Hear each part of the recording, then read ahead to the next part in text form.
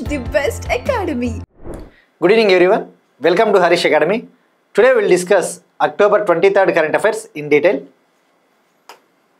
ఇవాళ మన first topic election రీఫార్మ్స్కి సంబంధించి ఎన్నికల సంస్కరణలకు సంబంధించిన ఒక important topic. Election commission of India ఒక కాన్ఫరెన్స్ని న్యూఢిల్లీలో నిన్న ప్రారంభించింది. భారత ఎన్నికల సంఘం ఎలక్షన్ కమిషన్ ఆఫ్ ఇండియా నిన్న న్యూఢిల్లీలో చీఫ్ ఎలక్టోరల్ ఆఫీసర్స్ కాన్ఫరెన్స్ని ప్రారంభించింది. చీఫ్ ఎలక్టోరల్ అధికారుల సమావేశాన్ని ప్రారంభించింది. ఇక్కడ చీఫ్ ఎలక్టోరల్ ఆఫీసర్స్, ఈ చీఫ్ ఎలక్టోరల్ ఆఫీసర్స్ ప్రతి స్టేట్లోనూ ఉంటారు. ప్రతి రాష్ట్రంలోనూ కూడా ఎన్నికలు నిర్వహించేందుకు, ఎలక్షన్స్ను కండక్ట్ చేసేందుకు చీఫ్ ఎలక్టోరల్ ఆఫీసర్స్ని నియమించడం జరుగుతుంది.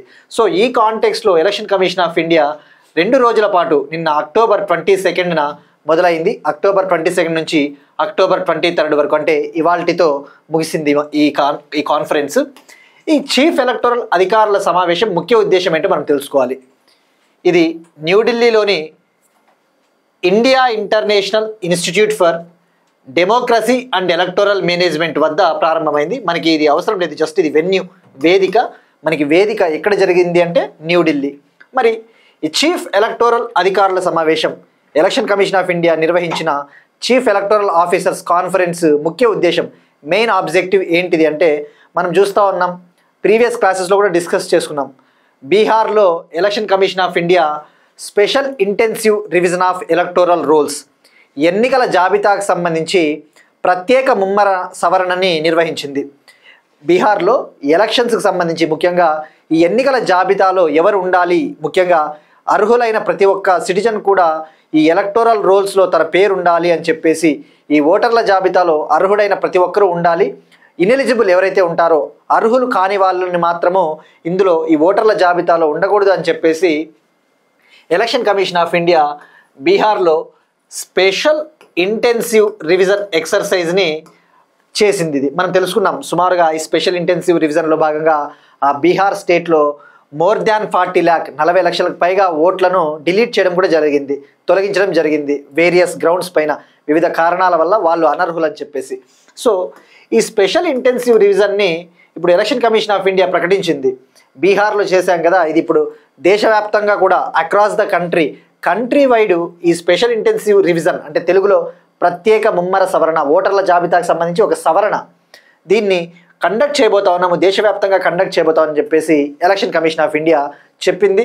ఇప్పుడు ఈ కాంటెక్స్ట్లో ఈ చీఫ్ ఎలక్టోరల్ అధికారుల సమావేశంలో భాగంగా వివిధ రాష్ట్రాలలో ఈ స్పెషల్ ఇంటెన్సివ్ రివిజన్ ఎప్పుడైతే నిర్వహించి ఉంటారో, ఆ నిర్వహించినప్పటి ఓటర్ల జాబితా కావచ్చు, ప్రస్తుతం ఉన్న ఓటర్ల జాబితాలో ఏమైనా మార్పులు చేర్పులు చేయాల్సి ఉంటుందా, అడిషన్స్ డిలీషన్స్ ఏమైనా చేయాల్సి ఉంటుందా అని చెప్పేసి రివ్యూ చేయడం కోసం ఈ యొక్క ఎక్సర్సైజ్ని, ఈ కార్యక్రమాన్ని అంతా కూడా పర్యవేక్షించడం కోసం ఈ కాన్ఫరెన్స్ని ఈసీఐ ప్రారంభించింది. దీనికి chief election commission of India chief election commissioner Gyanesh Kumar గారు అధ్యక్షత వహించారు. సో ఇక్కడ మనకి ఎగ్జామ్ పాయింట్ ఆఫ్ వ్యూలో ఎప్పుడైనా ఒక కాన్ఫరెన్స్, ఏదైనా ఒక సదస్సు వార్తల్లో ఉన్నప్పుడు మనం తెలుసుకోవాల్సింది జస్ట్ ఆ కాన్ఫరెన్స్ ముఖ్య ఉద్దేశం ఒక్కటే తెలుసుకుంటే సరిపోదు. మనం తీగలాగితే డొంక కదులుతుంది అంటారు కదా, తీగలాగితే డొంకంతా కదిలినట్టు మనకి ముఖ్య ఉద్దేశం ఏంటి, స్పెషల్ ఇంటెన్సివ్ రివిజన్ని మరి నిర్వహించాలి అనుకుంటా ఉన్నారు దేశవ్యాప్తంగా. మరి అలాంటప్పుడు ఈ స్పెషల్ ఇంటెన్సివ్ రివిజన్ ఏంటిది, ఎప్పుడు మొదలైంది ఇండియాలో, చివరిసారిగా బీహార్లో ఎప్పుడు నిర్వహించారు, ఇది ఎలా నిర్వహిస్తారో మనకి డీటెయిల్స్ అన్ని తెలియాలి. మీరు చూస్తే ఇటీవల సుప్రీంకోర్టు ఎలక్షన్ కమిషన్ ఆఫ్ ఇండియాని ఒకటి అడిగింది, మీరు ఏదైతే ఈ ఓటర్ల జాబితాను, ఎలక్టోరల్ రోల్స్ని ప్రిపేర్ చేస్తూ ఉన్నారు కదా, మరి ఎలక్టోరల్ రోల్స్ని ప్రిపేర్ చేసేటప్పుడు, ఈ ఓటర్ల జాబితాను తయారు చేసేటప్పుడు ఆధార్ కార్డుని ఎందుకు మీరు ప్రూఫ్ ఆఫ్ ఐడెంటిటీగా, ఆధార్ కార్డుని ఎందుకు ప్రూఫ్గా యూజ్ చేయటం లేదు? ఎలక్షన్ కమిషన్ ఆఫ్ ఇండియా ప్రస్తుతం ఓటర్ రోల్స్ని, ఈ ఓటర్ల జాబితాను తయారు చేయడం కోసము 11 types ఆఫ్ డాక్యుమెంట్స్ని వాడుతూ ఉంది, 11 రకాల ధృవపత్రాలని వాడుతూ ఉంది. అందులో Aadhaar card election commission of India use చేయటం లేదు, ఉపయోగించడం లేదు. దానికి ఎలక్షన్ కమిషన్ ఆఫ్ ఇండియా ఏం చెప్తుందంటే, ఆధార్ అనేది ఏం ప్రూఫ్ ఆఫ్ సిటిజన్షిప్ కాదు, సిటిజన్షిప్కి ఇదేమి ధృవీకరణ కాదు, సో మేము ఆధార్ని యూజ్ చేయట్లేదు అని చెప్పేసి చెప్పింది. కానీ ఎలక్షన్ కమిషన్ ఆఫ్ ఇండియా ఏమని చెప్పి, ఎలక్షన్ కమిషన్ ఆఫ్ ఇండియాకి సుప్రీంకోర్టు గైడెన్స్ ఇచ్చింది, సలహా ఇచ్చింది. ఈ 11 డాక్యుమెంట్లతో పాటు ఈ ఆధార్ కార్డును కూడా మీరు పరిగణలోకి తీసుకోండి, కన్సిడర్ చేయండి అని చెప్పేసి సుప్రీంకోర్టు చెప్పింది. అయితే ఇంకా సుప్రీంకోర్టు మాట్లాడుతూ ఈ స్పెషల్ ఇంటెన్సివ్ రివిజన్ ఏదైతే ఉందో దీనిపైన ముఖ్యంగా ప్రతిపక్షాలు, ముఖ్యంగా Congress leader of the opposition ప్రతిపక్ష నాయకుడు రాహుల్ గాంధీ గారు అయితే ఓటు చోరీ పేరిట ఓటు చోరీ ఎక్కువగా జరుగుతూ ఉంది అని చెప్పేసి ఒక యాత్రను కూడా ప్రారంభించారు. ఓటు చోరీలు ఎక్కువగా, ఓట్లన్నీ తొలగిస్తూ ఉన్నారు, ఎలక్షన్ కమిషన్ ఆఫ్ ఇండియా స్వయం ప్రతిపత్తితో పనిచేయటం లేదు, అటానమస్గా పనిచేయటం లేదు అని చెప్పేసి. సో మరి సుప్రీంకోర్టు ఏమని చెప్పింది, మనం ఈ కాంటెక్స్ట్ అంతా ఎందుకు తెలుసుకోవాలంటే ఒకసారి అంతా మొత్తం తెలుసుకుంటే మనకి ఈజీగా ఈ కాన్సెప్ట్స్ అర్థమవుతాయి. మరి సుప్రీంకోర్టు ఏమని చెప్పింది, ఈ స్పెషల్ ఇంటెన్సివ్ రివిజన్ని మేము తప్పు పట్టడం లేదు, కానీ టైమింగ్ ఈ సమయంలో ఎలక్షన్ ఇంకో 2 నెలలు 3 నెలలు ఉందనంగా, 4 నెలలు 3 నెలలు ఉందనంగా ఈ సవరణ చేయడం అనేది కరెక్ట్ కాదు. Supreme court question the timing of this exercise but not the process it self. Okay, మరి ఈ స్పెషల్ ఇంటెన్సివ్ రివిజన్ విషయానికి వస్తే అసలు ఎప్పుడు మొదలైందో తెలుసుకోవాలి. స్పెషల్ ఇంటెన్సివ్ రివిజన్ అనేది అసలు ఏంటిది? ఈ స్పెషల్ ఇంటెన్సివ్ రివిజన్ నిర్వహించడం కోసము ఏమైనా ఆర్టికల్స్ లేదంటే ఏమైనా సెక్షన్స్ ఉన్నాయా అంటే ఫస్ట్ మనకి ఎలక్షన్ కమిషన్ ఆఫ్ ఇండియా అంటేనే గుర్తు రావాల్సినది ఆర్టికల్ 324. ఆర్టికల్ 324 ఏం చెప్తుంది, ఎలక్షన్ కమిషన్ ఆఫ్ ఇండియాకి ఉండే పవర్స్ గురించి, ముఖ్యంగా ఈ ఓటర్ల జాబితా ఏదైతే ఉందో ఎలక్టరల్ రోల్స్ని తయారు చేసే అధికారము ఎలక్షన్ కమిషన్ ఆఫ్ ఇండియాకి ఆర్టికల్ 324 ప్రసాదిస్తుంది. ఆర్టికల్ 324 అందిస్తుంది. Article 324 gives the power of preparing the electoral rolls to the election commission of India.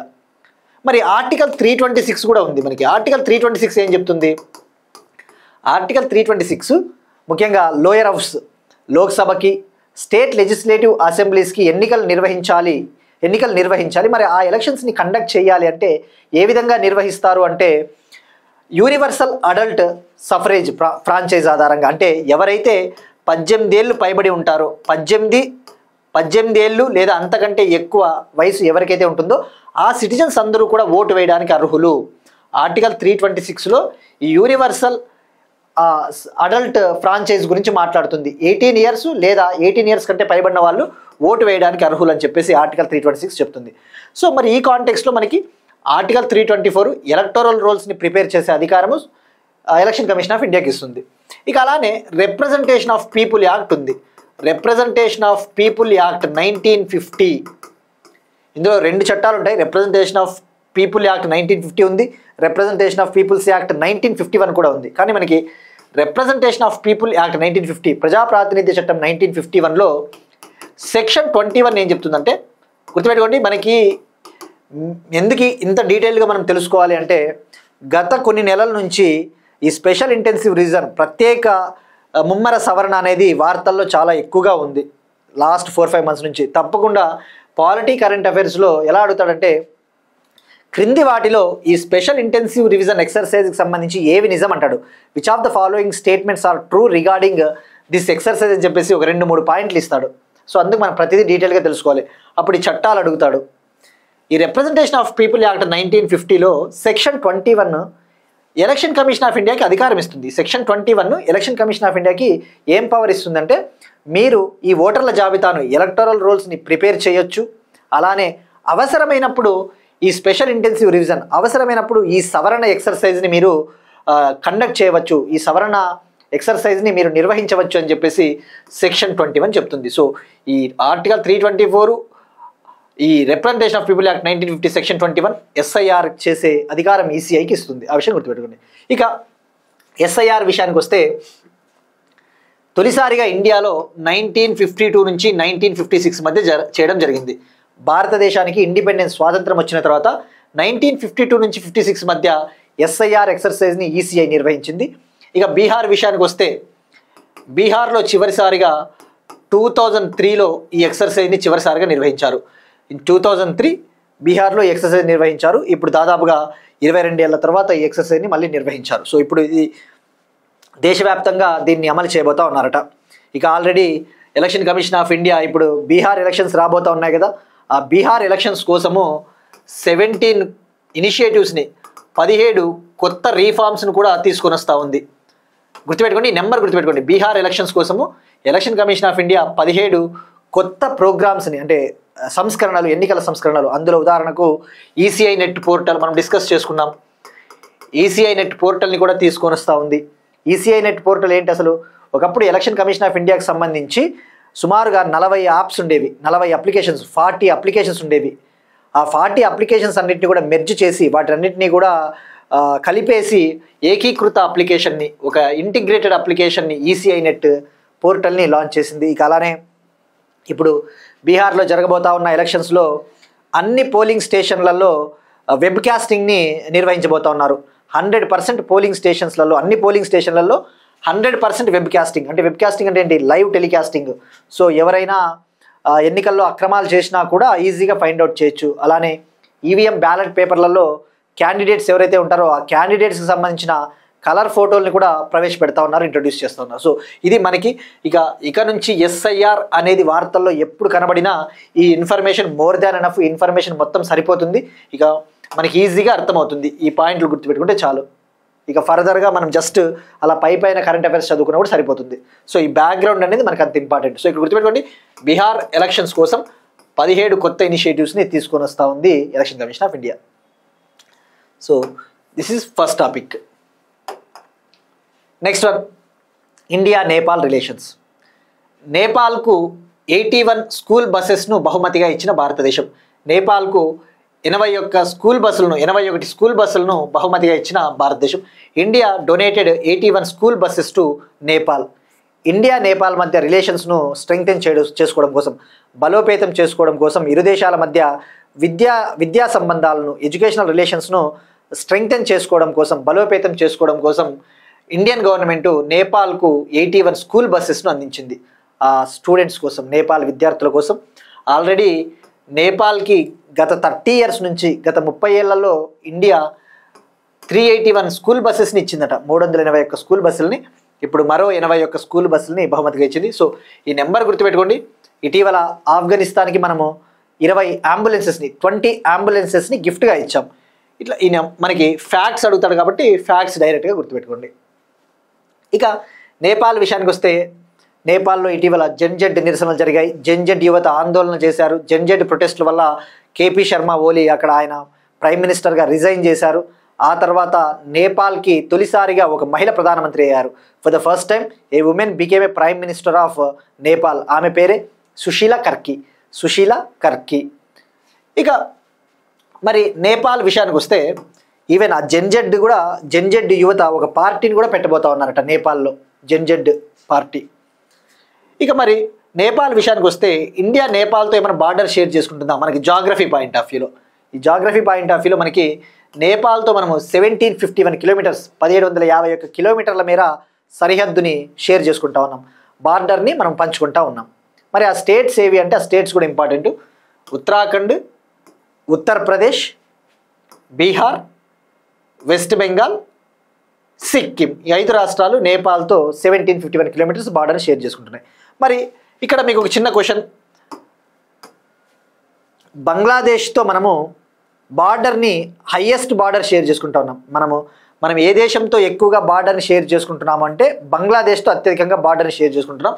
మరి ఆ బంగ్లాదేశ్తో మనం ఎంత బార్డర్ని షేర్ చేసుకుంటున్నామో తప్పకుండా కామెంట్ సెక్షన్లో ట్రై చేయండి. ఎన్ని వేల కిలోమీటర్ల మనము బంగ్లాదేశ్తో బార్డర్ని షేర్ చేసుకుంటా ఉన్నాం.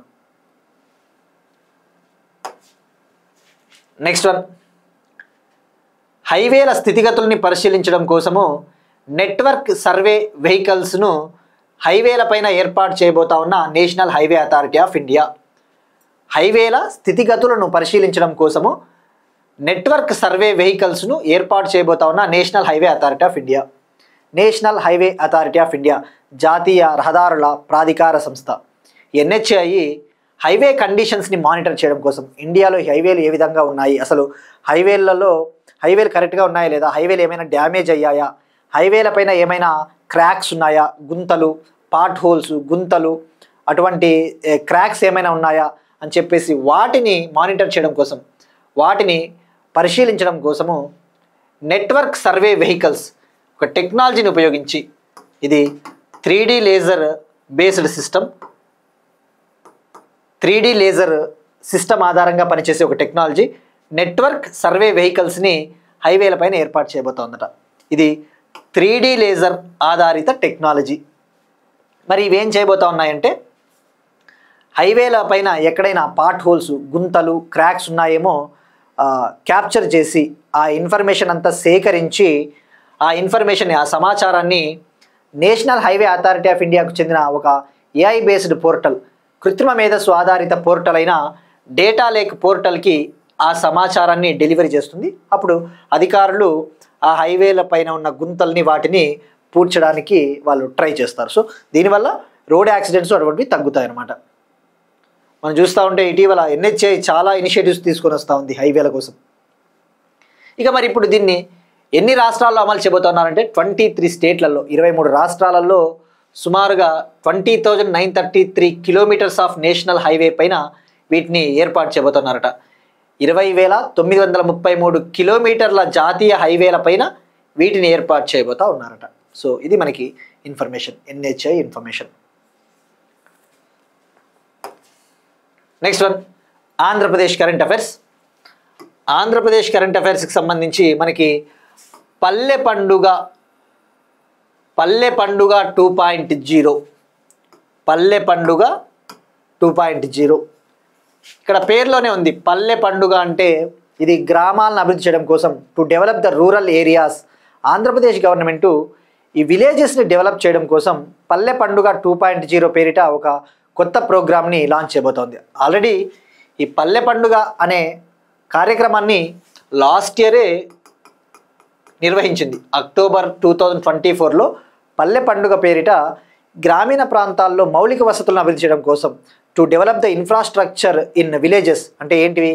ఈ గ్రామీణ ప్రాంతాల్లో రోడ్లు కావచ్చు, లేదంటే ముఖ్యంగా కాలువలు నిర్మించడము, కెనాల్స్, గోకులాలను నిర్మించడము. సో వాటి కోసం అక్టోబర్ 2024లో పంచాయతీరాజ్ శాఖ ఆధ్వర్యంలో, మినిస్ట్రీ ఆఫ్ పంచాయతీరాజ్ ఆధ్వర్యంలో పల్లె పండుగ కార్యక్రమాన్ని ఏపీ గవర్నమెంట్ నిర్వహించింది. అయితే ఇప్పుడు 1 year తర్వాత మళ్ళీ ఇప్పుడు సుమారుగా 6,550 crore 6,550 కోట్లతో పల్లె పండుగ 2.0ని లాంచ్ చేయబోతా ఉన్నారట. మరి మనం తెలుసుకోవాల్సింది పల్లె పండుగ 1లో ఏం చేశారు? పల్లె పండుగ 1లో ఏం చేసేవాళ్ళంటే ఏం చేశారంటే ఈ గ్రామాలలో ఈ రోడ్లు, కెనాల్స్, ఈ గోకులాలని కన్స్ట్రక్ట్ చేయడం కోసం, నిర్మించడం కోసము కేవలం MG నరేగా కింద వచ్చిన ఫండ్స్ని మాత్రమే ఉపయోగించారు. జాతీయ ఉపాధి గ్రామీణ హామీ పథకం ఉంది కదా, జాతీయ గ్రామీణ ఉపాధి హామీ పథకం, ఆ పథకం కింద ఉన్న ఫండ్స్ని మాత్రమే పల్లె పండుగ 1.0లో యూజ్ చేశారు. కానీ ఇప్పుడు పల్లె పండుగ 2.0లో రోడ్లు అలానే గోకులాలు, కెనాల్స్, వాటితో పాటు ముఖ్యంగా మ్యాజిక్ డ్రైన్స్ని నిర్మించబోతా ఉన్నారట. ఈ పల్లె పండుగ 2.0లో భాగంగా ఆంధ్రప్రదేశ్లోని సుమారుగా 1,107 గ్రామ పంచాయతీలలో 1,107 గ్రామ పంచాయతీలలో 55 కిలోమీటర్ల మేర, 55 కిలోమీటర్స్ మేర ఈ మ్యాజిక్ డ్రైన్స్ని నిర్మించబోతా ఉన్నారు పల్లె పండుగ 2.0లో. ఇక్కడ మ్యాజిక్ డ్రైన్స్ అంటే ఈ వరదలు వచ్చినప్పుడు వాటర్ ఉంటుంది కదా, ఆ ఫ్లడ్ వాటర్ అంతా కూడా ఇంకిపోయేలాగా ఇంకుడు గుంతలు, ఆ మ్యాజిక్ డ్రైన్స్ని పల్లె పండుగ 2.0లో 1,107 గ్రామ పంచాయతీలలో 55 కిలోమీటర్ల మేర నిర్మించబోతా ఉన్నారట. యాక్చువల్లీ పల్లె పండుగ 1.0లో కేవలం రోడ్లు, కెనాళ్ళు, ఈ గోకులాలపైనే ఫోకస్ చేశారు. ఇప్పుడు మ్యాజిక్ డ్రైన్స్ని కూడా నిర్మించబోతా ఉన్నారు. ఇది ఒక పాయింట్ గుర్తుపెట్టుకోండి.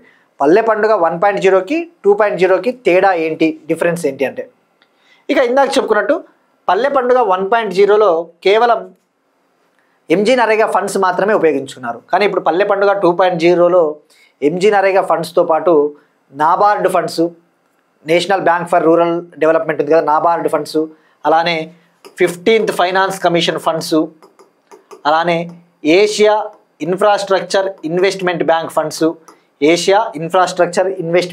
ఫండ్స్, అలానే MG నరేగా ఫండ్స్, అలానే గ్రామ పంచాయతీలకి నిధులు ఇస్తారు కదా, ఆ గ్రామ పంచాయతీలకు అందుబాటులో ఉండే ఫండ్స్ను కూడా ఈ పల్లె పండుగ 2.0లో ఉపయోగించబోతున్నారు. అంటే ఏంటి, పల్లె పండుగ 1.0లో కేవలం MG నరేగా ఫండ్స్ యూస్ చేస్తే ఇప్పుడు ఫండ్స్ ఎక్కువగా యూస్ చేస్తూ ఉన్నారు పల్లె పండుగ 2.0లో. మరి ఇప్పుడు ఈ పల్లె పండుగ 2.0లో భాగంగా ఈ ప్రోగ్రామ్ని ఈ అక్టోబర్ 2 లేదా నవంబర్ 1 వీక్లో స్టార్ట్ చేయబోతా ఉన్నారట. 52,000కు పైగా అభివృద్ధి పనులకు ఒకేసారి శంకుస్థాపనలు చేయబోతున్నారట. సైమల్టేనియస్గా 52,000 డెవలప్మెంటల్ వర్క్స్కి ఫౌండేషన్ స్టోన్ వేయబోతూ ఉన్నారు. సో ఇది మనకి పల్లె పండుగ 2.0. ఇక ఆల్రెడీ ఆంధ్రప్రదేశ్ గవర్నమెంట్కి సంబంధించి పంచాయతీరాజ్ శాఖ ఒక వరల్డ్ రికార్డు కూడా సృష్టించింది. 2024 ఆగస్టు 20 ఆంధ్రప్రదేశ్లో ఒకే రోజు 13,000కు పైగా గ్రామ సభలు నిర్వహించారు. ఒకే రోజు 13,000కు పైగా గ్రామ సభలు నిర్వహించి వరల్డ్ రికార్డు సృష్టించింది ఆంధ్రప్రదేశ్ పంచాయతీరాజ్ డిపార్ట్మెంట్. సో ఇది పల్లె Panduga 2.0 information. Next one again ఆంధ్రప్రదేశ్కి సంబంధించి మెప్మా ఉత్పత్తులకు అవని పేరుతో బ్రాండింగు. ఆంధ్రప్రదేశ్ గవర్నమెంట్ మున్సిపల్ ఏరియాస్లో ఈ పట్టణ ప్రాంతాలలో పేదరికాన్ని నిర్మూలించడం కోసము మెప్మా అనే దాన్ని ఉదాహరణ తీసుకుని వచ్చింది. Mission for elimination of poverty in municipal areas. Mission for elimination of poverty in municipal areas MEPMA. ఈ మెప్మా చాలా కార్యక్రమాలు చేస్తూ ఉంది, మనం తెలుసుకున్నాం. మెప్మా ఇటీవల పట్టణ ప్రాంతాల్లో ఉన్న స్వయం సహాయక సంఘాల మహిళలు ఎవరైతే ఉంటారో, urban self help group women ఎవరైతే ఉంటారో వాళ్ళకి ఫ్రీగా హెల్త్ క్యాంప్స్ కూడా నిర్వహించింది. సఖీ సురక్ష పేరిట వాళ్ళకి ఉచిత ఆరోగ్య పరీక్షలు నిర్వహించింది విశాఖపట్నంలో. మరి ఇప్పుడు ఈ మెప్మా ముఖ్యంగా ఎవరైతే ఈ పట్టణ ప్రాంతాల్లో డ్వాక్రా మహిళలు తయారు చేసే ప్రోడక్ట్స్ ఏవైతే ఉంటాయో, అర్బన్ ఏరియాస్లో ఉన్న సెల్ఫ్ హెల్ప్ గ్రూప్స్ ఉమెన్ తయారు చేసే ప్రోడక్ట్స్ ఏవైతే ఉంటాయో ఆ ప్రోడక్ట్స్కి మార్కెటింగ్ ఫెసిలిటీస్, ఈ మార్కెటింగ్ సదుపాయాలు కల్పించడం కోసము అవని పేరుతో బ్రాండింగ్ చేయబోతా ఉన్నారట. అంటే అవని పేరిట ఈ ప్రోడక్ట్స్ని అమ్మబోతా ఉన్నారు. సో ఇది మనకి ఎనఫ్ ఇన్ఫర్మేషన్ ఎనఫ్. ఇక ఇప్పుడు మెప్మా కింద ఈ పట్టణ ప్రాంతాల్లో స్వయం సహాయక సంఘాలను అభివృద్ధి చేసేందుకు ఎస్బీఐ ఒక స్వయం సహాయక సంఘ మహిళకి, ఎస్బీఐ బ్యాంకు ఒక సెల్ఫ్ హెల్ప్ గ్రూప్ ఉమెన్కి 1.25 crore లోన్ ఇచ్చిందట. 1.25 కోట్ల లోను, 1.25 crore రుణం అంటే చాలా పెద్ద అమౌంట్. అంత రుణం ఇచ్చింది అంటే గ్రేట్ అని చెప్పవచ్చు. ఆ 1.25 crore లోన్ ఎవరికి ఇచ్చారంటే డ్వాక్రా సభ్యురాలైన మాధురి అనే ఆమెకు.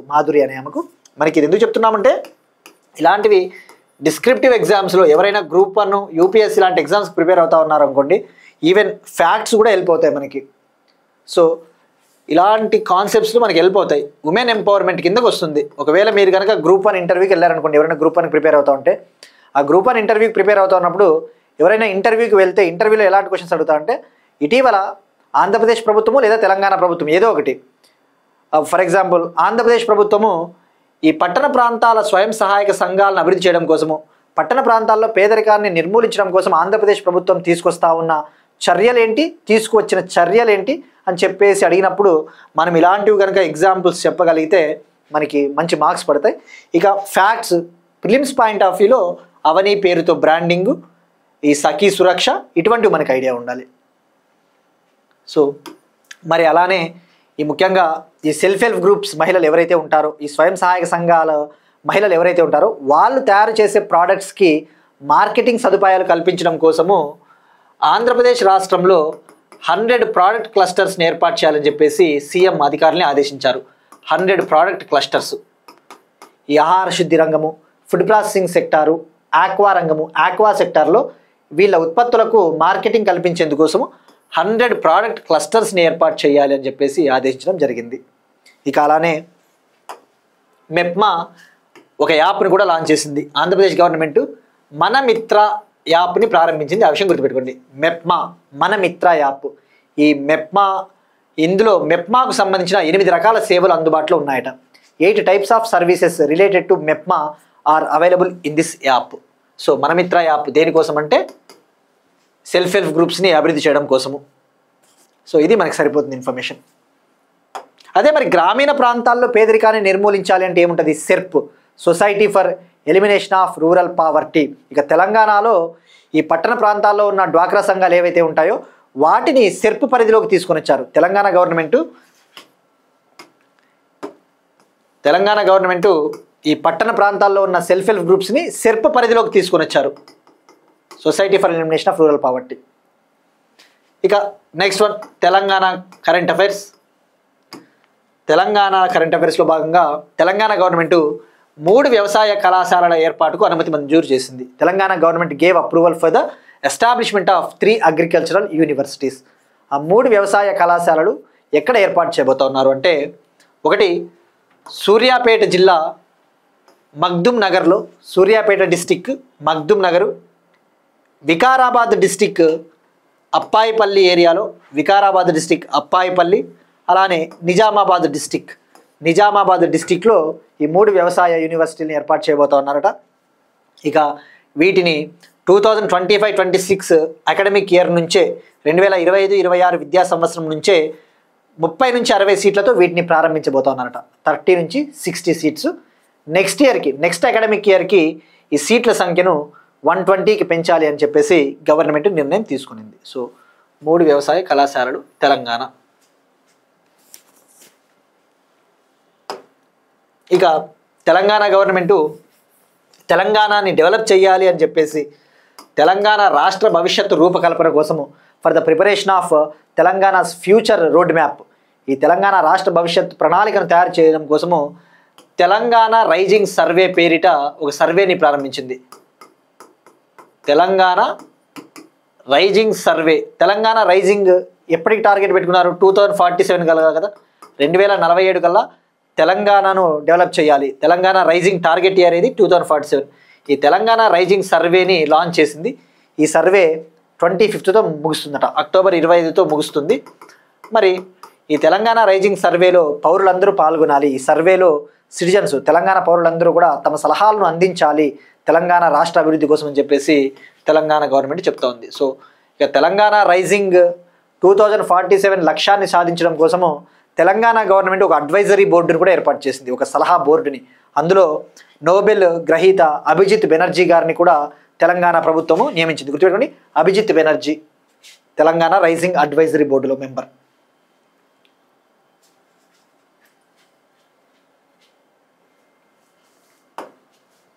Next one, global investment risk and resilience index. Economics సంబంధించిన current affairs. Global investment risk and resilience index. ఇది ఒక ఇండెక్స్ ముఖ్య ఉద్దేశము ప్రపంచవ్యాప్తంగా వివిధ దేశాలలో పెట్టుబడులకు ఏ స్థాయిలో అవకాశాలు ఉన్నాయి, అసలు ఏ కంట్రీ పెట్టుబడులకు అనుకూలంగా ఉంది, ఇన్వెస్టర్లకు ముఖ్యంగా పెట్టుబడిదారులు పెట్టుబడి పెట్టాలనుకుంటా ఉంటారు, ఏ కంట్రీ ఫేవరబుల్గా ఉంది, ఏ కంట్రీ అనుకూలంగా ఉంది అని చెప్పేసి దానికి సంబంధించి ఒక index. To know the investment ecosystem in different countries. అసలు ఒక ఇన్వెస్ట్మెంట్ పెట్టాలి అనుకుంటా ఉంటే ఆ కంట్రీలో ఎన్విరాన్మెంట్ ఎకోసిస్టమ్ అనేది ఫేవరబుల్గా ఉందా లేదా తెలుసుకోవడం కోసము ఒక ఇండెక్స్. దీనిని హెన్లీ అండ్ పార్ట్నర్స్ సంస్థ మరియు ఆల్ఫా జియో అనే సంస్థ, హెన్లీ అండ్ పార్ట్నర్స్ సంస్థ, ఆల్ఫా జియో అనే సంస్థ దీన్ని విడుదల చేయడం జరిగింది. 226 కంట్రీస్ని సర్వే చేయడం జరిగింది. 226 కంట్రీలలో సేకరించడం జరిగింది సమాచారాన్ని. అందులో టాప్ వచ్చేసి స్విట్జర్లాండ్ నిలిచింది. టాప్ అంటే ఏంటి? స్విట్జర్లాండ్ కంట్రీ పెట్టుబడులకు అనుకూలంగా ఉంది. Switzerland is favourable for investments. మరి టాప్లో ఏమున్నాయి మనకు తెలుసుకుంటే సరిపోతుంది. టాప్ స్విట్జర్లాండ్ స్కోర్ 88.42, 100కి గాను స్విట్జర్లాండ్ స్కోర్ 88.42. మనకి స్కోర్ అవసరం లేదు, జస్ట్ ఎవరు రిలీజ్ చేశారు గుర్తుపెట్టుకోండి, Henley and Partners, Alpha Geo. Top Switzerland అనే విషయం గుర్తుపెట్టుకోండి. సెకండ్ డెన్మార్క్ ఉంది, థర్డ్ నార్వే ఉంది. Fourth Singapore, fifth Sweden. మనకి అంత కన్ఫ్యూజ్ అవ్వకూడదు అనుకుంటే టాప్ 3 గుర్తుపెట్టుకుంటే సరిపోతుందండి. వెరీ ఇంపార్టెంట్ రిపోర్ట్స్ అయితేనే, అంటే ముఖ్యమైన రిపోర్ట్లు ఉంటాయి. For example human development report, global multi dimensional poverty report, ఇటువంటి ముఖ్యమైన రిపోర్ట్లు అయితే మనకి టాప్ 5 కంట్రీస్ గుర్తుపెట్టుకోవాల్సిన అవసరం ఉంటుంది. కానీ బట్ ఇటువంటి రిపోర్ట్స్ ఐక్యరాజ్య సమితి అటువంటివి విడుదల చేసే వెరీ ఫేమస్ ఇన్స్టిట్యూషన్స్, ముఖ్యమైన సంస్థలు విడుదల చేసే రిపోర్ట్లు అయితేనే మనం చాలా డీటెయిల్గా గుర్తుపెట్టుకోవాల్సి ఉంటుంది. బట్ ఇక్కడ మీ యొక్క నిర్ణయము ఎన్నైనా గుర్తుపెట్టుకోవచ్చు. బట్ ఫస్ట్ 3 గుర్తుపెట్టుకోవడానికి ట్రై చేయండి. Switzerland top, second Denmark, third Norway. ఇక లాస్ట్ ప్లేస్లో సౌత్ సూడాన్ నిలిచింది. 226 స్థానంలో. మరి ఇండియా ర్యాంక్ విషయానికి వస్తే ఇండియా 155th ప్లేస్లో నిలిచింది. ఇండియా 155th 155వ స్థానంలో నిలిచింది 226 దేశాలకు గాను. ఇక మనకంటే బ్రిక్స్ కంట్రీలైన రష్యా, సౌత్ ఆఫ్రికా, బ్రెజిల్ కూడా మనకంటే ముందే ఉన్నాయట. సో ఇది global investment risk and resilience index సూచిక. ఇప్పుడు క్వశ్చన్ చూద్దాం. ఇది పర్యావరణానికి సంబంధించి. ఇటీవల న్యూఢిల్లీలో ఎయిర్ క్వాలిటీ అనేది చాలా పడిపోయింది. ఎయిర్ క్వాలిటీ వెరీ పూర్కి చేరుకుంది, మనం డిస్కస్ చేసుకున్నాం కదా. సో ఈ సందర్భంగా ఎయిర్ క్వాలిటీ ఇండెక్స్ ఎన్ని కాలుష్య కారకాల ఆధారంగా అభివృద్ధి చేశారు, ఈ ఎయిర్ క్వాలిటీ ఇండెక్స్ని ఎన్ని పొల్యూటెంట్స్ ఆధారంగా, ఎన్ని కాలుష్య కారకాల ఆధారంగా దీన్ని డెవలప్ చేశారు, ఇది ట్రై చేయండి. దీన్ని ఎప్పుడు లాంచ్ చేశారు, ఏ సంవత్సరం లాంచ్ చేశారు, ఎవరు లాంచ్ చేశారు, అలానే మరి ఏ కాలుష్యాలను పరిగణలోకి తీసుకుంటుంది, ఇట్ కన్సిడర్స్ విచ్ పొల్యూటెంట్స్. ఆ పొల్యూటెంట్స్ మనం డిస్కస్ చేసుకున్నాం ఎన్ని పొల్యూటెంట్స్ ఉన్నాయని చెప్పేసి, అది ట్రై చేయండి. అలానే గ్రీన్ క్రాకర్స్కి సంబంధించి కొన్ని ఎగ్జాంపుల్స్ ఇవ్వండి. మనం గ్రీన్ క్రాకర్స్ గురించి తెలుసుకున్నాం కదా, హరిత టపాసులు, ఉదాహరణలు తప్పకుండా ట్రై చేయండి. సో మీకు ఒకసారి అంతా ఎన్విరాన్మెంట్ గుర్తు చేసుకున్నట్టు ఉంటుంది. ఇక IUCN వరల్డ్ కన్జర్వేషన్ కాంగ్రెస్ 2025 UAEలోని అబుదాబిలో జరిగింది. అక్కడ చాలా నిర్ణయాలు కూడా తీసుకున్నారు. 7th NSG హబ్, 7వ నేషనల్ సెక్యూరిటీ గార్డ్ హబ్ అయోధ్యలో ఏర్పాటు చేయబోతా ఉన్నట్టు హోంమంత్రిత్వ శాఖ ప్రకటించింది. Ayodhya, UP. Next one again ఎన్విరాన్మెంట్కి సంబంధించిన ఒక important report, global forest resources assessment report. Global forest resources assessment report 2025. ఈ రిపోర్ట్ని యునైటెడ్ నేషన్స్కి చెందిన ఒక స్పెషలైజ్డ్ ఏజెన్సీ, ఐక్యరాజ్య సమితికి చెందిన ఒక ప్రత్యేక agency food and agricultural organisation ఈ రిపోర్ట్ని విడుదల చేసింది. ఈ రిపోర్ట్ ముఖ్య ఉద్దేశం ఏంటంటే ప్రపంచవ్యాప్తంగా వివిధ దేశాలలో ఫారెస్ట్ ఏరియా ఎలా ఉంది, అటవీ విస్తీర్ణం ఏ స్థాయిలో ఉంది, అసలు వివిధ దేశాలలో అడవులు ఏమైనా పెరుగుతూ ఉన్నాయా అన్న దానిపైన ఈ సర్వే రిపోర్టు వచ్చింది. మరి మనం ఇక్కడ తెలుసుకోవాల్సింది ఈ సర్వేలో ఇంపార్టెంట్ హైలైట్స్ ఏమున్నాయి. ఈ సర్వే ముఖ్య ఉద్దేశం, ఈ రిపోర్ట్ ముఖ్య ఉద్దేశము ఫారెస్ట్ ఏరియా ఏ కంట్రీలో ఎక్కువ ఇంప్రూవ్ అయింది. ఈ ఫారెస్ట్ ఏరియా అటవీ విస్తీర్ణము ఇండియాలో ఇంప్రూవ్ అయిందట. లాస్ట్ టైం రిపోర్ట్తో పోల్చుకుంటే లాస్ట్ టైము 10th పొజిషన్లో ఉన్నింది, ఇప్పుడు 9th పొజిషన్కి వచ్చింది. అటవీ విస్తీర్ణం పెరుగుదల ఆధారంగా చూస్తే బేస్డ్ ఆన్ ఫారెస్ట్ ఏరియా పరంగా చూస్తే ఇండియా 9th ప్లేస్లో నిలిచిందట. ఇండియాలో ఎంత ఉంది అంటే అటవీ విస్తీర్ణము 72.7 మిలియన్ హెక్టార్స్ ఉందట. ఈ రిపోర్ట్ ప్రకారం భారతదేశంలో అటవీ విస్తీర్ణం అంటే ఏరియా అండర్ ఫారెస్ట్ కవర్ ఎంత అటవీ విస్తీర్ణం ఉంది అంటే 72.7 మిలియన్ హెక్టార్సు 9th ప్లేస్లో ఉంది. మరి టాప్ ఏది ఉంది, which country has highest area under forest cover, ఏ దేశంలో అత్యధికంగా అటవీ విస్తీర్ణము ఉంది అంటే రష్యా. ఫస్ట్ ప్లేస్ రష్యాలో 832.6 మిలియన్ హెక్టార్సు ఫారెస్ట్ ఏరియా ఉందట. ఫారెస్ట్ ఏరియా లేదా forest cover, Russia first place. Second వచ్చేసి బ్రెజిల్ 486 మిలియన్ హెక్టార్స్ ఉంది. Third Canada 368.8 million hectares. Fourth US 308.9 million hectares. So ఇక్కడ గుర్తుపెట్టుకోండి, రష్యా టాప్ ప్లేస్ అని గుర్తుపెట్టుకోండి. ఈ టాప్ 3 గుర్తుపెట్టుకోండి, Russia first, second Brazil, third Canada, fourth America. మరి ఇండియా 9th ప్లేస్ అంటే మనకంటే ముందు ఇంకా ఏమున్నాయి, ఈ 4తో పాటు ఇంకో 4 కంట్రీలు మనకంటే ముందు ఉంటాయి. అవి ఏవి అంటే చైనా మనకంటే ముందు ఉంది. చైనాలో 227 మిలియన్ హెక్టార్స్ ఫారెస్ట్ ఏరియా ఉందట. ఇక డెమోక్రటిక్ రిపబ్లిక్ ఆఫ్ కాంగో మనకంటే ముందుంది. ఆస్ట్రేలియా మనకంటే ముందుంది. ఇండోనేషియా మనకంటే ముందుంది. ఇది ఫారెస్ట్ ఏరియా పరంగా చూస్తే. మరి యాన్యువల్ ఫారెస్ట్ ఏరియా గెయిన్ పరంగా చూస్తే అంటే సంవత్సరానికి మనం ఎంత అడవిని తిరిగి పొందుతూ ఉన్నాము, based on annual forest gain, సంవత్సరానికి మనం ఎంత అడవిని తిరిగి పొందుతూ ఉన్నాము మనం పెట్టే ఎఫర్ట్స్ వల్ల. మనం మొక్కలు నాటుతూ ఉంటాం కదా, అంటే దాని ప్రకారం చూస్తే ఇండియా వరల్డ్లో 3rd ప్లేస్లో ఉంది. సంవత్సరానికి మనం తిరిగి పొందుతూ ఉన్న అడవి పరంగా చూస్తే మనం 3rd ప్లేస్లో ఉన్నాం వరల్డ్లో. మరి మనకంటే ముందు ఏమున్నాయి, మనకంటే ముందు చైనా ఉందట. చైనాలో సంవత్సరానికి 1.69 మిలియన్ హెక్టార్సు అడవి అనేది తిరిగి పొందుతూ ఉంది ఆ దేశం. సెకండ్ రష్యా ఉంది. రష్యాలో సంవత్సరానికి 9,42,000 హెక్టార్సు అడవిని తిరిగి పొందుతూ ఉంది ఫారెస్ట్ గెయిన్. మరి ఇండియాలో చూస్తే 2015 నుంచి 2025 మధ్య 2015 నుంచి 2025 మధ్య మనము సంవత్సరానికి 1,91,000 హెక్టార్స్ని మనము ఫారెస్ట్ని గెయిన్ అయ్యాము. సంవత్సరానికి 1,91,000 హెక్టార్స్ని మనము అడవిని తిరిగి పొందినాము మనం మొక్కలు నాటినప్పుడు. సో ఇది ఇన్ఫర్మేషన్ మనకు చాలా ఇంపార్టెంట్. సో FAO ఈ గ్లోబల్ ఫారెస్ట్ రిసోర్సెస్ అసెస్మెంట్ రిపోర్ట్ని FAO 5 ఏళ్ళకు ఒకసారి విడుదల చేస్తుంట. For every 5 years FAO will release this report. Next one, titanium మరియు సూపర్ అల్లాయ్స్ ప్లాంట్. టైటానియం మరియు సూపర్ అల్లాయ్స్ ప్లాంట్ ఇండియాలో డిఫెన్స్ సెక్టార్కు అవసరమైన మెటల్స్ని తయారు చేయాలంటే, ముఖ్యంగా డిఫెన్స్ రంగం కావచ్చు, ఏరోస్పేస్ రంగం, ఆ ఏరోస్పేస్ రంగంలో అవసరమైన మెటల్స్ని తయారు చేయాలంటే టైటానియము మరియు ఇతరత్ర లోహాలు అవసరం ఉంటుంది. టైటానియము మరియు అల్లాయ్స్ అంటే లోహ మిశ్రమాలు. ఆ లోహ మిశ్రమాలు, ఆ టైటానియము, ఈ లోహ మిశ్రమాలని తయారు చేయడం కోసము లక్నోలో భారతదేశపు అతిపెద్ద టైటానియం ప్లాంట్ని డిఫెన్స్ మినిస్టర్ రాజ్నాథ్ సింగ్ గారు ప్రారంభించారు. ఇది సుమారుగా 50 ఎకరాల క్యాంపస్లో దీన్ని ఏర్పాటు చేయడం జరిగింది. 50 acresలో దీన్ని ఏర్పాటు చేశారు. సుమారుగా 1000 కోట్ల ఇన్వెస్ట్మెంట్తో, 1000 crore ఇన్వెస్ట్మెంట్తో దీన్ని ప్రారంభించారు. దీని ప్రొడక్షన్ కెపాసిటీ వచ్చేసి, దీని ఉత్పత్తి సామర్థ్యము సంవత్సరానికి సుమారుగా 6,000 టన్నుల టైటానియము మరియు సూపర్ అల్లాయ్స్ని ఉత్పత్తి చేస్తుంది.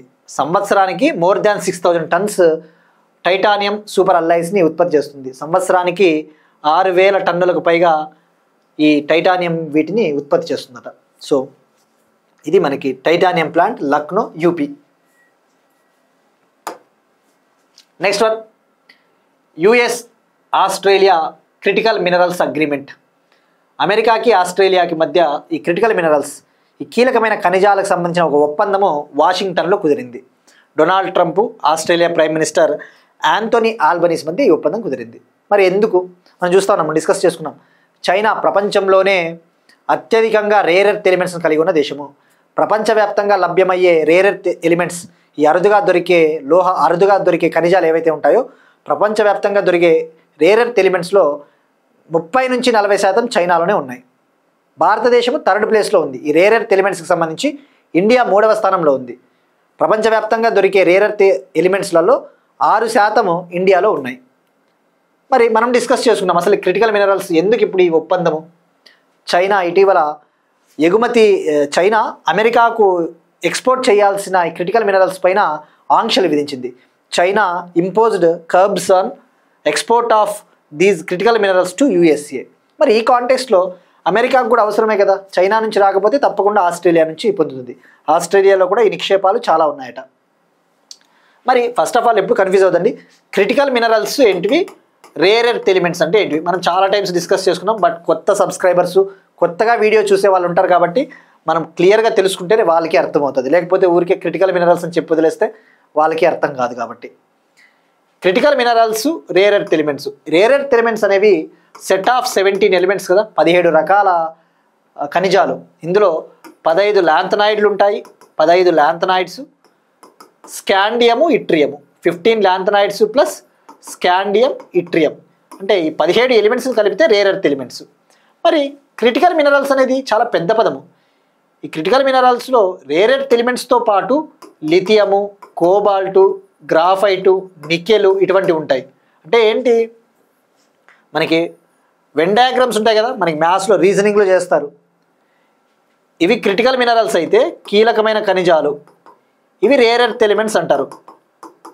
ఈ రేర్ ఎర్త్ ఎలిమెంట్స్ అన్నీ కూడా క్రిటికల్ మినరల్స్లో భాగమే, కానీ ప్రతి critical mineral rare earth element కాదు. ఆ విషయం గుర్తుపెట్టుకోండి. ప్రతి రేర్ ఎర్త్ ఎలిమెంట్ క్రిటికల్ మినరలే, బట్ ప్రతి critical mineral rare earth element అవ్వదు. ఆ విషయం గుర్తుపెట్టుకోండి. సో మరి ఈ లిథియం రిజర్వ్స్ ఇటీవల కర్ణాటకలోని రాయచూరులో కూడా కనుగొన్నారు కదా. కర్ణాటకలోని రాయచూరులో కూడా లిథియం నిల్వలు ఉన్నట్టు ఇటీవల వార్తల్లో వచ్చింది. సో ఇది క్రిటికల్ మినరల్స్ డీల్ అమెరికాకి ఆస్ట్రేలియాకి మధ్య.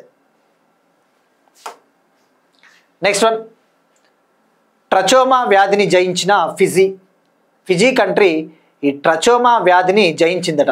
Fiji eliminated trachoma as a public health problem. ప్రజా ఆరోగ్య సమస్యగా ఈ ట్రచోమా వ్యాధిని ఫిజీ అనే దేశము జయించింది. మరి ఇక్కడ ట్రచోమా అంటే ఏంటి? ట్రచోమా అనేది ఒక నెగ్లెక్టెడ్ ట్రోపికల్ డిసీజ్, అంటే నిర్లక్ష్యం చేయబడిన ఉష్ణమండల వ్యాధి. ముఖ్యంగా ఈ ఉష్ణమండల దేశాలు ఏవైతే ఉంటాయో ట్రోపికల్ కంట్రీస్లో, కర్కట రేఖ మకర రేఖకు మధ్య ఉన్న దేశాలు ఏవైతే ఉంటాయో ఇండియా, ఇటువంటి దేశాలలో ఎక్కువగా ఈ ఉష్ణమండల దేశాలు అంటారు. తేమ వాతావరణం ఎక్కువగా ఉంటుంది కదా, తేమ ఎక్కువగా ఉంటుంది, హ్యూమిడిటీ ఎక్కువగా ఉంటుంది. సో ఇటువంటి దేశాలలో కొన్ని వ్యాధులు వస్తూ ఉంటాయి. డెంగ్యూ కావచ్చు, లేదంటే ఇటువంటి లైక్ ట్రచోమా, ఇటువంటి వాటిని నెగ్లెక్టెడ్ ట్రోపికల్ డిసీజెస్ అంటారు. ఈ ట్రచోమా అనేది నిర్లక్ష్యం చేయబడిన ఉష్ణమండల వ్యాధి. ఇది ఒక ఐ డిసీజ్, కంటికి వచ్చే వ్యాధి. ఒక బ్యాక్టీరియా ద్వారా వస్తుంది. ఆ బ్యాక్టీరియా పేరు వచ్చేసి క్లమైడియా ట్రచోమటిస్. క్లమైడియా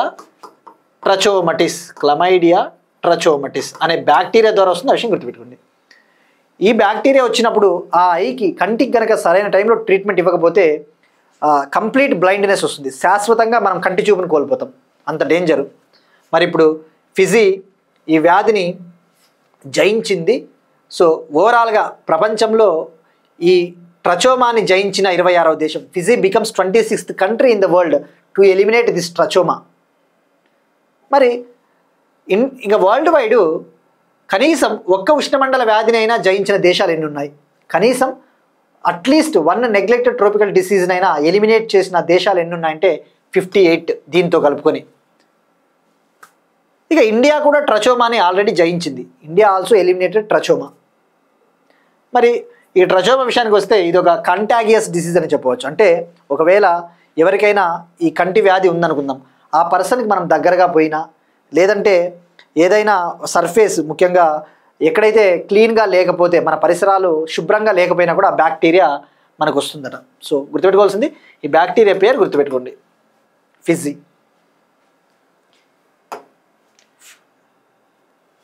నెక్స్ట్ వన్, లౌరే మ్యూజియం. ఇది ఫ్రాన్స్లోని ప్యారిస్లో ఉంది. ఫ్రాన్స్ కంట్రీలో ప్యారిస్లో ఉన్న ఫేమస్ మ్యూజియం లౌరే మ్యూజియం అట. ఈ లౌరే మ్యూజియంలో దొంగలు పడ్డారట, చోరీ జరిగింది. మనకి ఎగ్జామ్ పాయింట్ ఆఫ్ వ్యూలో లౌరే మ్యూజియం ఏ కంట్రీ అంటే ఫ్రాన్స్.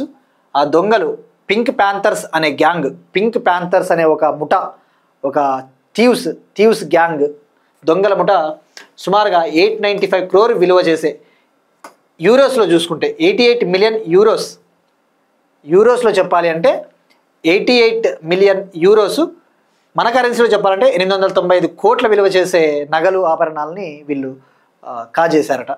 సో ఇక్కడ pink panthers gang. So Louvre museum France అని గుర్తుపెట్టుకోండి, ఎనఫ్ డైరెక్ట్ ఫ్యాక్ట్ ఇది. Next one, awards appointments persons ఆ టైపు. రవిశంకర్ గురూజీ గారికి అమెరికాలో అరుదైన గౌరవం. Art of living founder, art of living organization వ్యవస్థాపకుడు, ఫౌండరు గురుదేవ్ శ్రీ రవిశంకర్ గారు చేసిన సేవలకు గాను, ఆయన చేసిన సర్వీసెస్ హ్యుమానిటీకి, ఆధ్యాత్మికంగా ఫిలసాఫికల్ సర్వీసెస్కి గాను అమెరికాలోని సియాటిల్ నగరము అక్టోబర్ 19th డేట్ని, అక్టోబర్ 19వ తేదీని శ్రీ రవిశంకర్ దినోత్సవంగా ప్రకటించిందట. శ్రీ రవిశంకర్ దినోత్సవంగా. ఇక అలానే అమెరికాలో మరో సిటీ వ్యాంకోవర్ అనే నగరం కూడా అక్టోబర్ 18వ తేదీని గురుదేవ్ శ్రీ రవిశంకర్ దినోత్సవంగా ప్రకటించిందట. వాంకోవర్ సిటీ అయితే అక్టోబర్ 18th ప్రకటించింది, సియాటిల్ అయితే అక్టోబర్ 19th తేదీని ప్రకటించింది. అలాగా. సో ఇది మనకి రవిశంకర్ గురూజీ గారికి దక్కిన ఒక హానర్. నెక్స్ట్ వన్, ఒక సైంటిస్ట్ మరణించారు, ఏక్నాథ్ వసంత్ చిట్నీస్ అనే ఒక స్పేస్ సైంటిస్ట్, అంతరిక్ష శాస్త్రవేత్త. ఈయన మహారాష్ట్ర ప్రాంతానికి చెందినవారు. ఈయన మరణించారు 100 years వయసులో, 100 ఏళ్ల వయసులో. ఈయన పద్మభూషణ్ గ్రహీత కూడా అట, పద్మభూషణ్ అవార్డు పొందిన వ్యక్తి. మరి మనకి ఎగ్జామ్ పాయింట్ ఆఫ్ వ్యూలో ఈయన సాధించిన ఘనతలు ఒకసారి ఐడియా ఉండాలి. ఇది అచీవ్మెంట్స్ ఆఫ్ ఇండియన్ సైంటిస్ట్ అని చెప్పేసి మనకి ఒక టాపిక్ ఉంటుంది, గ్రూప్ 2లో కావచ్చు, గ్రూప్ 1లో ఎక్కడైనా కానీ. అచీవ్మెంట్స్ ఆఫ్ ఇండియన్ సైంటిస్ట్, భారతీయ శాస్త్రజ్ఞులు సాధించిన ఘనతలు ఏంటివి అని చెప్పేసి. ఏక్నాథ్ వసంత్ చిట్నీస్ గారు, ఈయన 1962లో ఇన్కాస్పర్ ఏర్పాటైంది కదా, భారతదేశంలో స్పేస్ రంగాన్ని అభివృద్ధి చేయడం కోసం 1962లో Indian national committee for space research, Indian national committee for space research 1962లో ఏర్పాటైంది. దీని ఏర్పాటులో ఈయనది కీ రోల్ అట. దీని ఏర్పాటులో ఈయనది కీలకమైన పాత్ర. ఇక దీని తర్వాతనే కదా ఇస్రో ఏర్పాటైంది. 15th August 1969 ఇస్రో ఏర్పాటైంది. 15th August 1969 ISRO. మరి అలానే ఇంకా ఈయన సాధించిన ఘనతలు ఏంటివంటే, ఇండియాలో భారతదేశంలో మొట్టమొదటి రాకెట్ ప్రయోగ స్థలం కేరళలోని తుంబాలో సౌండింగ్ రాకెట్స్ని లాంచ్ చేసేవాళ్ళు. సౌండింగ్ రాకెట్లు అంటే ఫుల్ ఫ్లెడ్జ్డ్ రాకెట్స్ కాదు, ప్రయోగాత్మక రాకెట్లు. ఆ ప్రయోగాత్మక రాకెట్లు కేరళలోని తుంబా ఈక్వటోరియల్ రాకెట్ లాంచింగ్ స్టేషన్. మీరు స్పేస్ టెక్నాలజీ చదివి ఉంటే మీకు ఐడియా ఉంటుంది. తుంబా ఈక్వటోరియల్ రాకెట్ లాంచింగ్ స్టేషన్ కేరళలోని తుంబాలో ఇండియాలో మొట్టమొదటి రాకెట్ని ప్రయోగించింది ఎక్కడంటే తుంబా. ఆ ప్లేస్ని సెలెక్ట్ చేయడంలో ఈయనది కీలకమైన పాత్ర అట. తుంబా ప్రాంతాన్ని సెలెక్ట్ చేశాడు ఈయన. ఇక అలానే ఒక ఇంపార్టెంట్ ప్రాజెక్ట్ ఏంటంటే, నాసా, అమెరికాకు చెందిన నాసా, ఇస్రో ఒక ప్రాజెక్ట్ని 1975 ఆ టైంలో 1975 ఆ సంవత్సరం కాలంలో ఒక ప్రాజెక్ట్ని, సైట్ అనే ఒక ప్రాజెక్ట్ని కండక్ట్ చేశాయి నాసా మరియు ఇస్రో. సైట్ అంటే the satellite instructional television experiment. ఈ సైట్ ఎక్స్పెరిమెంట్ ముఖ్య ఉద్దేశము ఇండియాలో ఉన్న ప్రజలకి, ముఖ్యంగా విద్యార్థులకి విద్యా సేవలు అందించాలి, ఈ టెలి ఎడ్యుకేషన్ సర్వీసెస్ అందించాలి శాటిలైట్ల ద్వారా. ఈ సైట్ ఎక్స్పెరిమెంట్ ముఖ్య ఉద్దేశం. ఈ సైట్ ఎక్స్పెరిమెంట్లో భాగంగా నాసాకు చెందిన ATS-6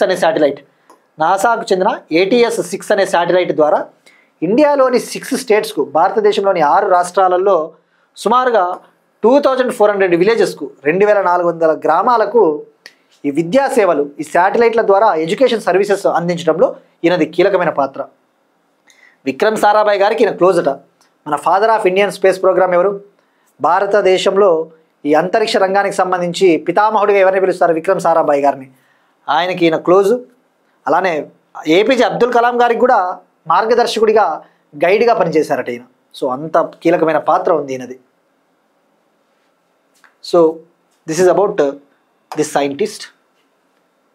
నెక్స్ట్ వన్, నీరజ్ చోప్రాకు టెరిటోరియల్ ఆర్మీలో లెఫ్టినెంట్ కల్నల్ గౌరవ హోదా.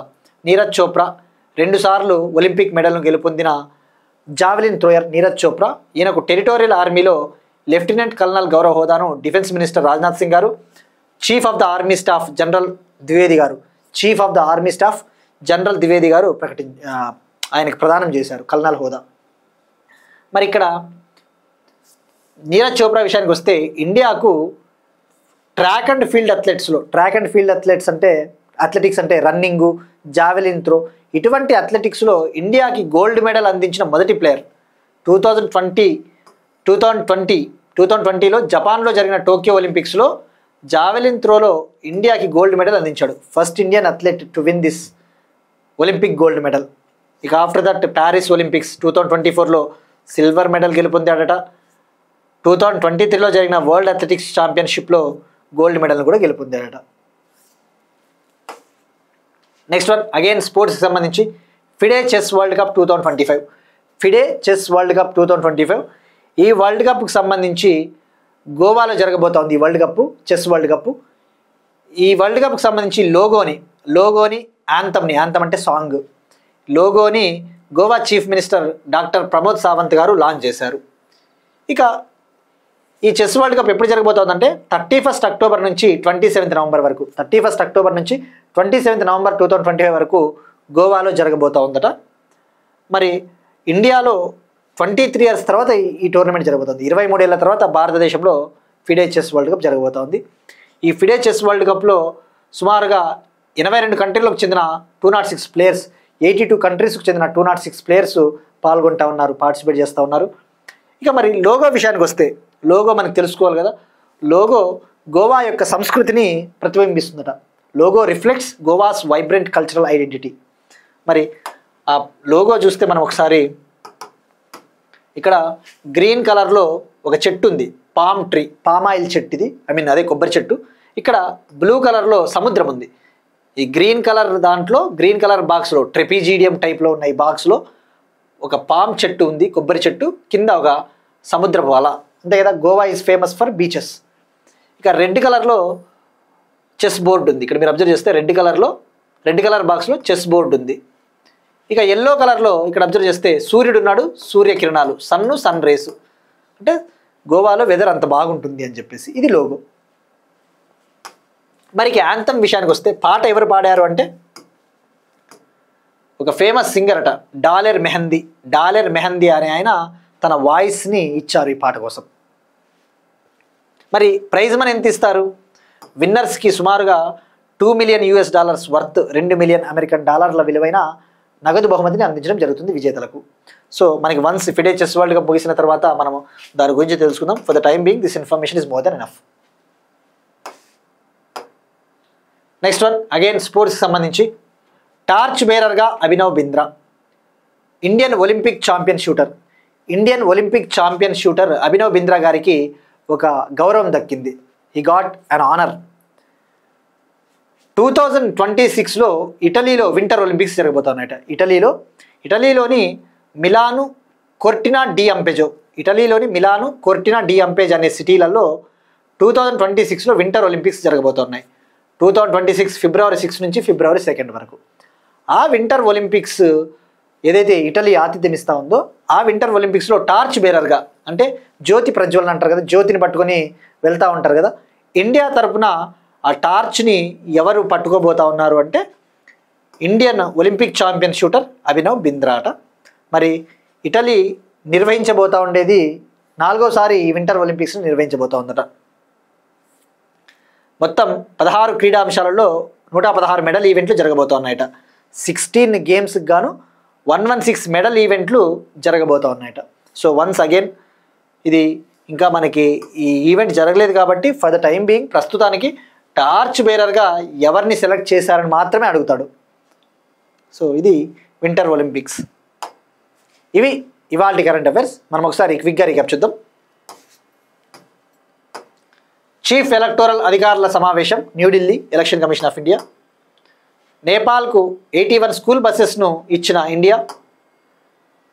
Network survey vehicles national highway authority of India. Palle Panduga 2.0 Andhra Pradesh. MEPMA ఉత్పత్తులకు అవనీ పేరుతో బ్రాండింగ్.